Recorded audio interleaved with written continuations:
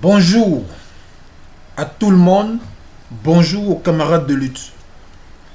Voilà, c'est sur des réseaux sociaux par un camarade appelé Steve Beko que nous avons appris que le commandant Abeyi a été victime d'un empoisonnement et qu'il s'est heureusement en sorti. Le commandant Jean-Noël Abeyi vient d'être victime d'un empoisonnement. Je veux dire qu'il a été empoisonné par Alassane Dramane Ouattara. Et comme c'est un fervent chrétien, c'est un pratiquant, alors Dieu lui a fait grâce de vomir le poisson. Oui, allô, bonjour. Je vous ai toujours... Oui, bonjour monsieur. C'est moi hier, je vous ai appelé le porte-parole de Diez Vérité. Au fait, j'ai laissé la commission auprès du comité. On demande on demande de savoir si réellement le commandant Abeyi a vraiment été empoisonné et qu'il a échappé à un empoisonnement. Je vous pose la question parce que il faudrait avoir plus de précision sur ce qui se passe et le commandant a besoin du soutien de tout le monde.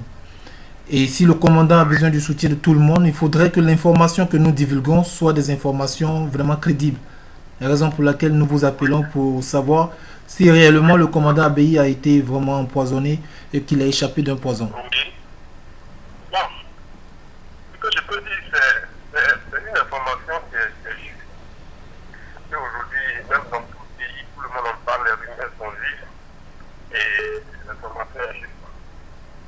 L'information est, pour ceux qui sont surpris de cette nouvelle, c'est parce que vous avez envie d'être surpris.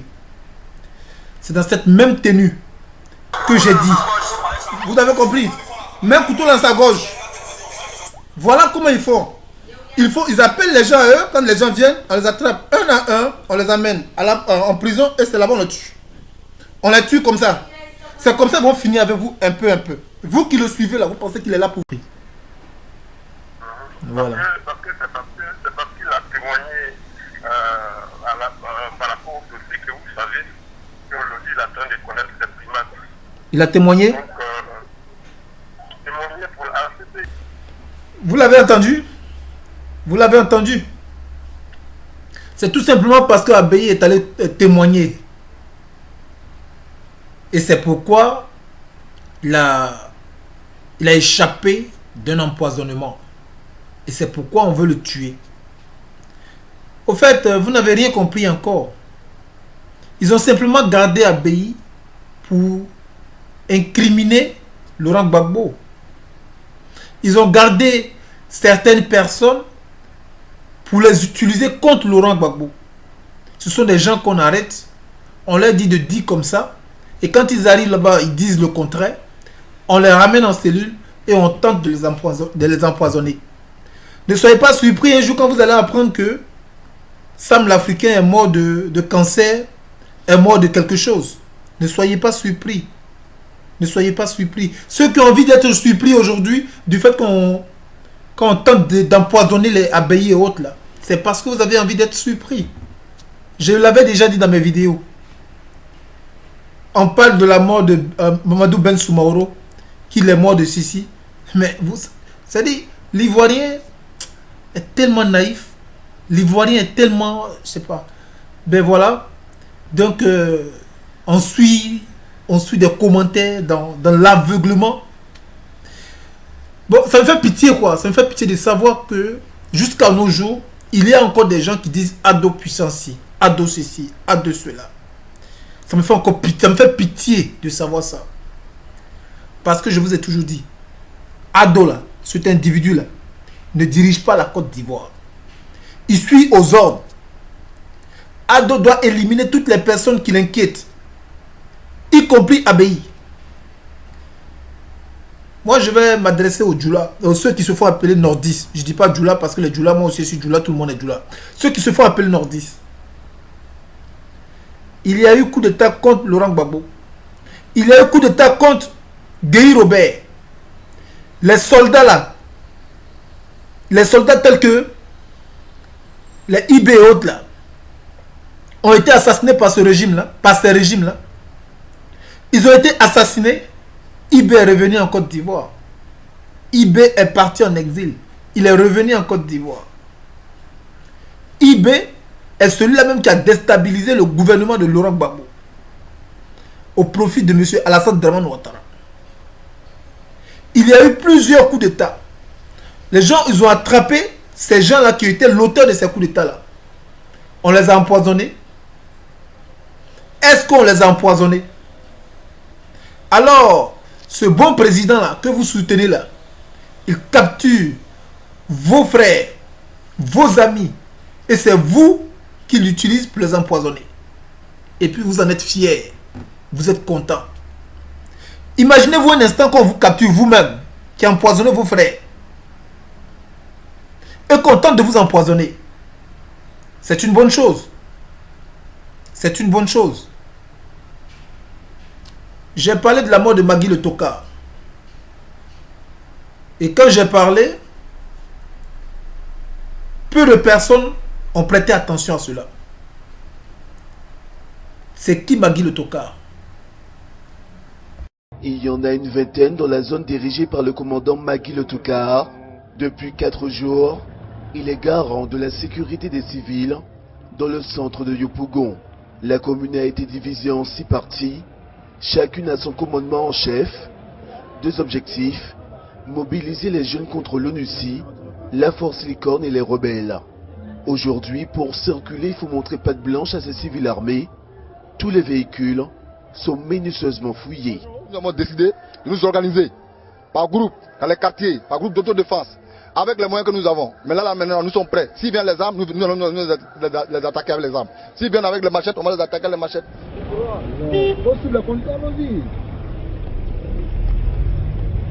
Du côté de la population, les avis sont partagés, mais certains habitants comme ici n'hésitent pas à encourager les jeunes patriotes. C'est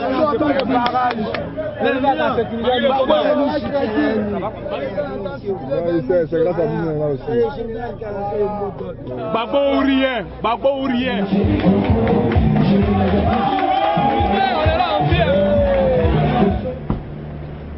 Chaque jour, depuis le déclenchement de la crise post-électorale, c'est ici que le commandant Magui rencontre Magui les le Tokar patriotes. a été assassiné par poison. Celui qui me lance au défi qu'on passe à l'autopsie. Magui le Tokar est mort. Loin d'être une rumeur, cette nouvelle qui semblait difficile à croire pour bien d'Abidjanais est désormais une triste certitude. Affreuse ou banale, la mort de Bienyon Magui Sylvain, dit Magui le Tokar, est tombée comme un couperet ce lundi 4 juillet au matin. Il est environ 7 heures quand la rue abidjanaise apprend la nouvelle à la lecture des titres des quotidiens.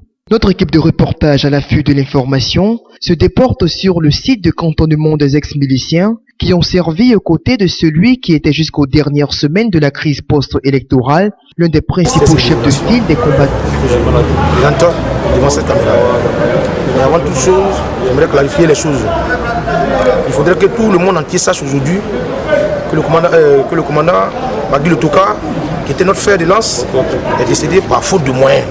C'est ça qui est la vérité. C'est-à-dire qu'il n'a pas eu suffisamment de moyens financiers pour suivre son traitement. On n'avait même pas de moyens même pour pouvoir acheter même un comprimé. On n'avait personne pour nous soutenir dans cette tâche-là. Que ce soit les jeunes doués, que ce soit tous ceux qui nous ont approchés pour le dépôt d'armes, personne, ils nous ont tous lâchés. Et aujourd'hui, où je vous parle, même nous dormons de force dans un hôtel. C'est à partir de l'hôtel, il restait tout le temps dans sa chambre, pour entrer dans sa chambre. Puis il a agonisé. Ce n'est qu'aux dernières heures qu'on l'a envoyé dans la clinique qui se trouve tout juste en face de l'hôtel. Et je vous fais une révélation. Même pour payer les premiers médicaments, il a fallu l'intervention de sa grande soeur directe qui a sorti la somme de 50 000 francs pour aller acheter les premiers soins. Et les médicaments, on attendait même les médicaments là pour pouvoir le réanimer. Parce que vraiment son état de santé était dégradant.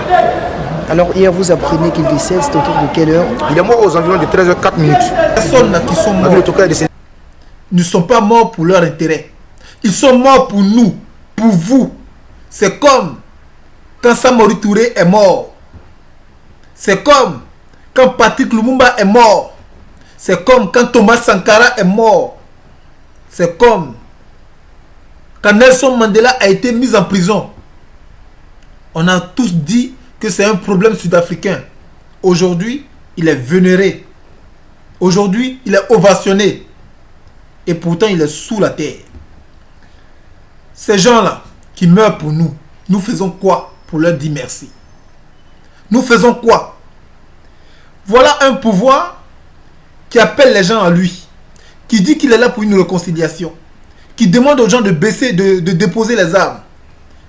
Ces gens-là ont cru en ses bonnes actions et ils les empoisonnent dans des prisons.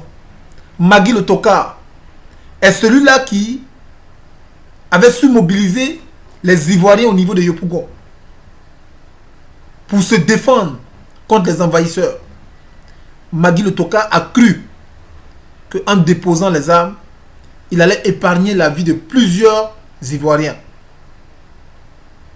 Ces Ivoiriens-là ne meurent pas, c'est vrai, par des balles, mais ils meurent autrement. Le commandant Jean-Noël Abbaye vient d'être victime d'un empoisonnement. Je veux dire qu'il a été empoisonné par la Draman Je Ouattara. voudrais, en toute sincérité, demander pardon. Et je voudrais inviter mes frères d'armes, gendarmes, policiers, militaires. Oui, on s'est trop battus. Il est temps que nous puissions nous mettre ensemble pour que la Côte d'Ivoire évolue. C'est une déclaration qui va dans le sens de l'apaisement, de la réconciliation nationale, monsieur le ministre. Mais c'est toujours après coup. Et je l'avais dit à plein de gens, hein, Bégoudé, je l'avais dit, il ne faut pas attendre qu'on te prenne. Parce qu'après, il y a la justice. On ne peut plus. Vous avez vu les deux tableaux. D'un côté, il invitait les Ivoiriens à prendre un caillou, à prendre une machette pour se découper. Et du jour au lendemain, il demande pardon. C'est trop facile. On ne peut pas bâtir solidement un État dans un esprit d'impunité. C'est vrai, ces déclarations sont belles, mais la justice fera son travail.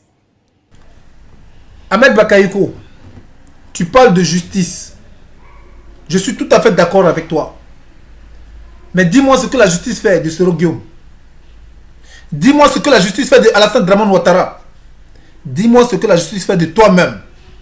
Et dis-moi dans quelle résolution ou dans quelle loi c'est écrit que la justice doit encourager l'empoisonnement des prisonniers, des détenus.